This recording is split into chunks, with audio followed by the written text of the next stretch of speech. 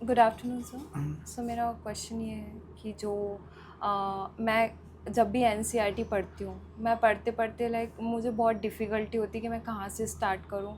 मैं कुछ दिन पढ़ती हूँ एंड देन मैं फिर बोर हो जाती हूँ या लाइक मुझे समझ में नहीं आता, तो मैं डिमोटिवेट हो जाती हूँ। तो आप जो प्रोग्राम लाने वाले हैं, तो सर उसकी इम्पोर्टेंस क्या है या वो वर्क करेगा मेरे लिए? हाँ, बिल्कुल करेगा। एनसीईआरटी बेसिकली जो हर एग्ज़ाम है हाँ। उसका फाउंडेशन है। ओके।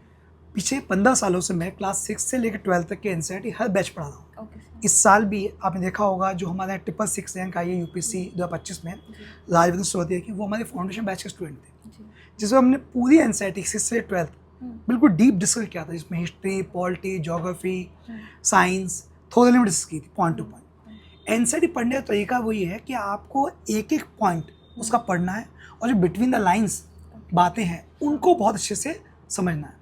जब आप इस तरह से पढ़ते हैं तो आप उसको कनेक्ट करते हैं एग्जाम के साथ। बेसिकली हम जब एनसीईआरटी पढ़ते हैं हम सोचते हैं कि एनसीईआरटी अलग है, एग्जाम अलग है, बट एनसीईआरटी का एप्लीकेशन जो एग्जाम में है, बस यही पूरे हमारे सेशन का जो है वो रहेगा, कोर्स का थीम रहेगा।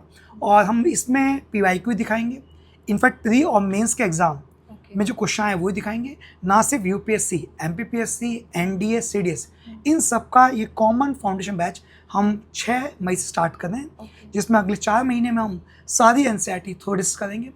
मेरा मानना ये है कि आप कोई भी एग्ज़ाम देते हैं इंडिया का, उसमें आउट ऑफ 100 क्वेश्चंस लगभग 30-32 क्वेश्चन ऐसे जो एनसीईआरटी कनेक्ट होते हैं, बट बच्चे इसको कनेक्ट नहीं कर पाते क्योंकि वो उसको एनसीईआरटी का एप्लीकेशन जो फॉर्म है एग्ज़ाम में वो नहीं समझते।